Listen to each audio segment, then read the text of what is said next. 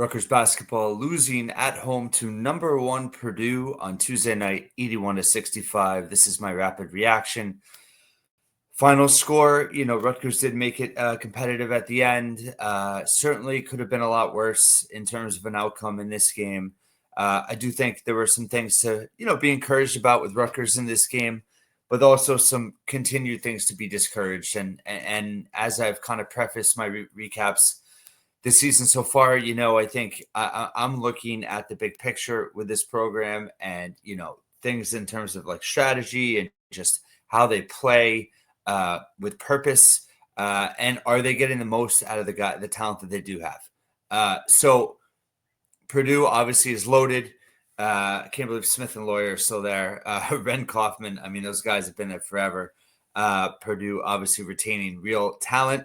And, they're off to a very good start. And they were all very good tonight. They weren't dominant. They weren't their best, but they were very good. And, this game was really never in doubt. I think that's, to me, you could take some encouragement in the fact that Rutgers didn't get fully blown out, but I don't think there was ever a time where you could look at the game and say that Rutgers had any chance of winning the game. And I think that, for me, was honestly kind of depressing because it was just, felt kind of hopeless. Again, Rutgers played relatively well for what they have, but it was very clear that they're just not equipped to really give a team at that level, a real fight.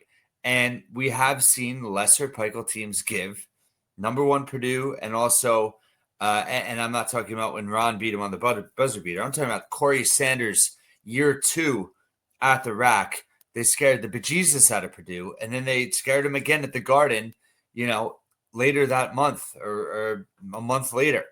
The intensity of this game, even just the crowd. I mean, and I'm not faulting fans at all, but there was a lot of empty seats.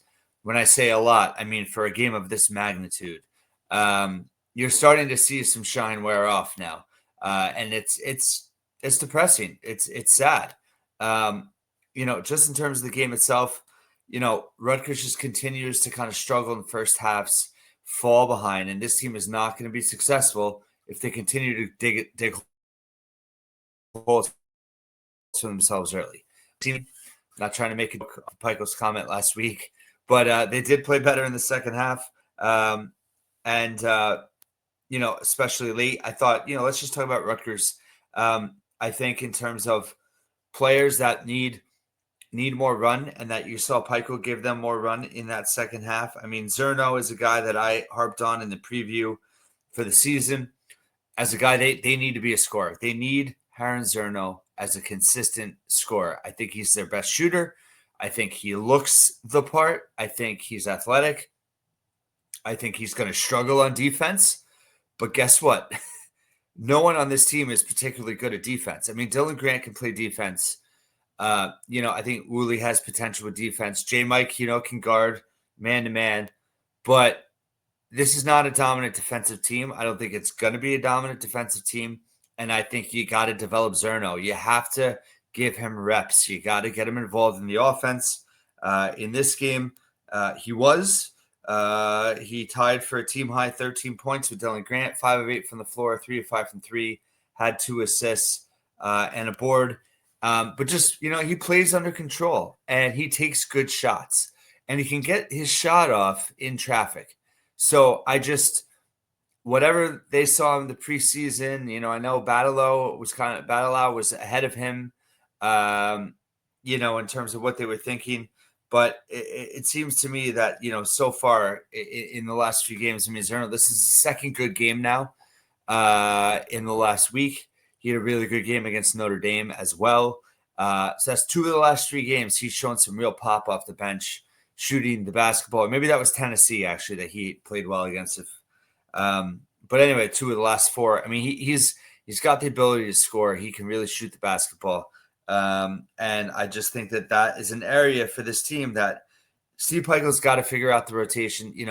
First half, I don't know if that's part of the first half struggles. He's playing 11, 12 guys, and then he tends to kind of hunker down with who's playing best in the second half. I thought, Buchanan played really well in the first half. He showed some edge. He showed some fire after a made bucket on defense. Physically, he fits the part. I just think you got to figure out who you're going to roll with in Big Ten play now. And I think Dylan Grant, Buchanan, Zerno are all guys that, are core guys. I think J-Mike had kind of a peculiar game. I'm also looking up 3-point percentage for the season as we're talking. Yeah, Zerno now 37.9% on the season, 11 of 29. Dylan Grant also 9 of 21 for 42.9%. Everybody, Buchanan's 4 of 9. That's limited. But, Francis just 14 to 44, 35%. I'll take it with him. Battle Loud just 10 of 35 at 28.6%. And no one else. J-Mike's been 11 of 21 for 52.4%. So, they're not shooting terribly from three at all this season. They're shooting right now 35.5%, which is 110th nationally, but they're only taking 34.3% of their shots from three, and that's 291st.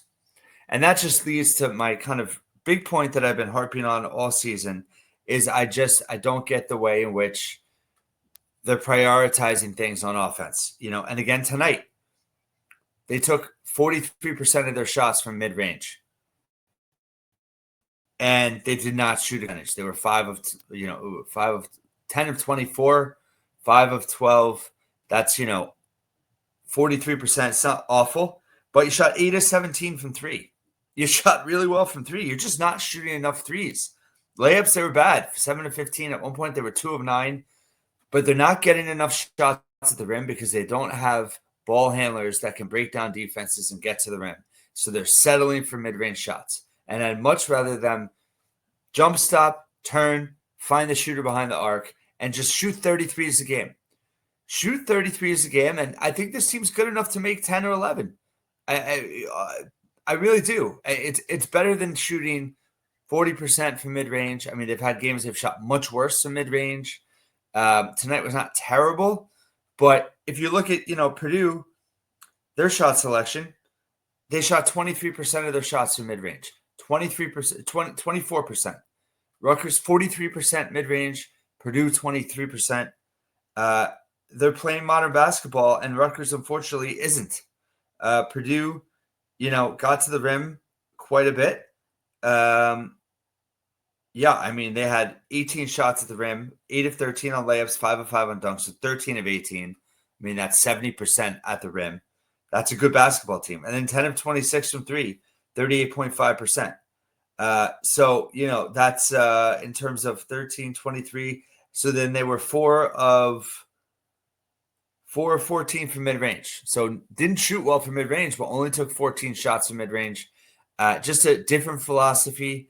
You could say some of it is with personnel for sure, but I think Rutgers just needs to be more intentional on offense. They're not getting fast break points. That's a problem in Big Ten play. They're not getting the type of, stops that you need to generate real runs to be able to thwart a team of this magnitude. They got killed on the boards, minus 11. They did a decent job with the ball, only 9 turnovers, but only 9 turnovers on the Purdue side. Rutgers did have 6 steals in this game, but fast break points, 7 fast break points is not enough for this team. They have to force turnovers and create points in transition to really have a kind of an edge in this in Big Ten play, and they didn't have it tonight. Going back to the team, Buchanan had a really good first half, kind of a quiet second half. Zerno was the opposite. Grant, old steady, 13 points, 5 of 10 from the floor. But one thing that nobody on this team is doing well, and no one no one's been great defensively, and no one's crashing the boards. Igbole had 6. Nobody else had more than 3. Woolley, wasn't as effective in this game. Had 4 fouls, did have 3 boards, but was mired by foul trouble. J-Mike had a very good first half, had 9 points, and then took 1 shot in the second half. He did have 5 assists and 0 turnovers, which was big. Lino Mark had 3 assists. in this game, and Zerno had 2 assists, and they all came in the second. Most of them came in the second half. So they had 9 assists. The notable thing to me was that with those players playing, Rutgers moved and shared the basketball better. They had 9 assists on 15 makes in the first half. Different story for sure in terms of how they shared the basketball. They just had 3 assists on 10 makes in the first half, but then you have 9 assists on 15 makes in the second half. And I think just in terms of the productivity you saw in the second half, with this team, it was, again, Grant had a big second half. Zerno had a big second half. Caden Powers, 5 points off the bench in the second half, hit a 3. So that was interesting. But I thought that, Francis barely played in the second half, 3 minutes. That's it. Didn't even take a shot. So it's like, as the game went on, Rutgers got away from the small guards. Davis still played a lot. And again, when he can do 5 assists and 0 turnovers, he's of value. It was a tough matchup for him defensively tonight. I didn't get putting him on Braden Smith at the start of the game. That just made no sense to me. Huge size mismatch there. But overall, this team, their points per possession was pretty solid, actually, 1.188. But I fear, looking up Purdue's, what it's going to be, it's not going to be good. 1.286. What a Rutgers impact in KenPom here. They're 128. They slid up. They slid back 8 spots with this loss. And you have Michigan, who's just been absolutely pummeling people. Beat Gonzaga by more than 40 in the Players Festival Championship game. So KenPom right now is Rutgers at 12-19 for the year, 5-15 in the conference. I think tonight you saw a team that could battle the bottom half of the league. Certainly not an embarrassment, but certainly a ceiling, no doubt.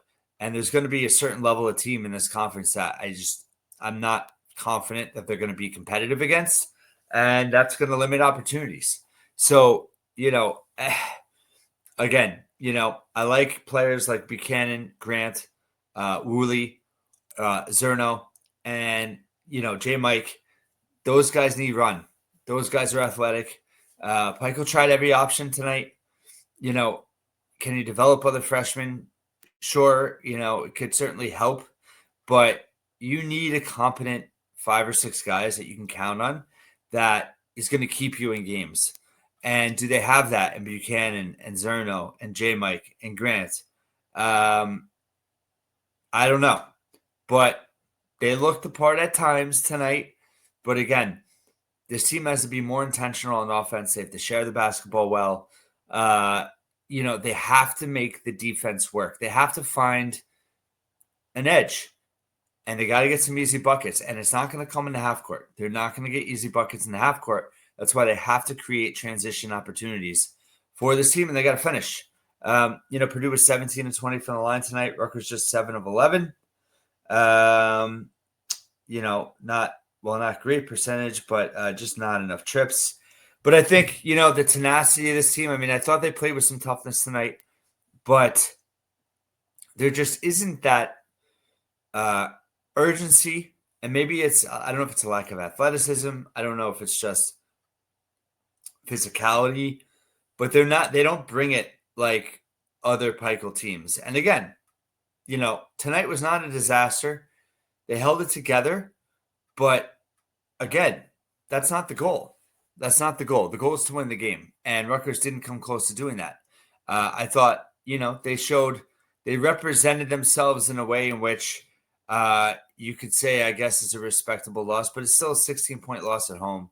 And the environment is not the same. It's when it starts to get January and colder, and it's gonna get. I was definitely sad and depressed tonight, and I'm trying to put a positive spin on something, but it's tough. It's tough to see them in the state that they are. A lot of people misinterpreted my podcast the other night. Just judging off a headline. I have preached my respect and admiration for Steve Pikel, and where I think I was coming from and my intention is that I'm looking out for the best interest of the program long term. not necessarily defending Steve Peichel to the degree of he's untouchable, but I think he has earned the right to have an opportunity for next season. If Kelly Zinn can get it, I think the worst thing that happened to Steve Peichel is getting Ace and Dillon and everyone thinking that they had all this NIL to use and they just floundered it on the roster that they had last year. They came to Rutgers in a very unique manner in terms of relationships. They got a ton of NIL from other resources. Nike, Fanatics had really not a lot of ties to Rutgers in that regard. And I think there's a big misconception out there that Rutgers, they lost with these two guys. And yes, not making the NCAA tournament, having a losing record with those two guys regardless is an inexcusable failure. And that will haunt Steve Peichel for the rest of his days and the rest of his tenure and his legacy. It will. It's a fact.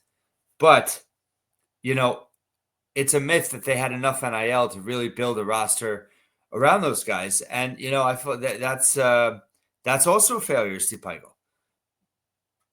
But at the same time, for the health of this program, you have to build from the ground up. You have to build resources.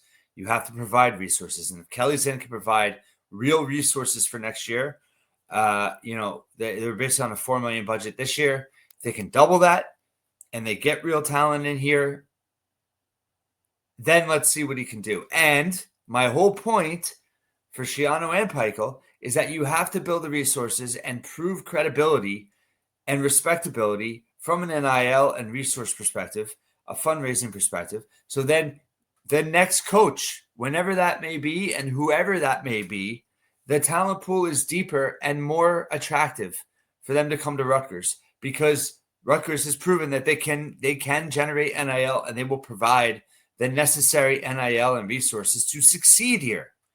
And if you just fire the coaches, you are cannibalizing that opportunity because all of your resources are going to go towards that because both coaches are owed over $20 million. So that was my overall point. People just read the headline and freaked out because they're pissed off about last year. That's fine. But my point is, can Steve Peichel get the most out of this team? Can they be fighting tooth and nail in late February trying to get to 500? Can they scrap their way to that? If they can, then I think it speaks volumes to him as a coach. If this team gives up and, they finish 2-18, that's going to be a tough pill to swallow, regardless of whatever lack of funds they had.